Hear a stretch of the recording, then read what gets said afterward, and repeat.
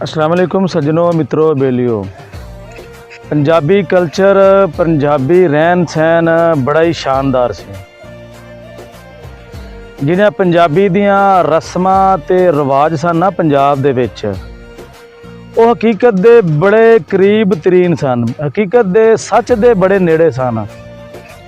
असी उन्हां रस्मां नूं, उन्हां रिवाजां नूं ते मज़े की गल वो साडी रस्मां रिवाजां इखलाक दे भी करीब सन। उन्हां च बेहयाई या फहाशी नहीं सी। ते असी वो पंजाब दी जिहड़ी शान सी, पंजाब दा कल्चर असी अपने हत्थीं आप ही मुका छड्डिया। वो रस्मां असी मुका के जदीद दौर दे नां ते नवे नवे काम कढ छड्डे ने, जिन्हां च बेहयाई बहुत ज़्यादा है। वो कल्चर असी आप ही मुका के आप ही हुण परेशान हुन्ने आ ते उस कल्चर दी हुण सवाह बाकी रह गई है, नामो निशान तक मिटन वाला है।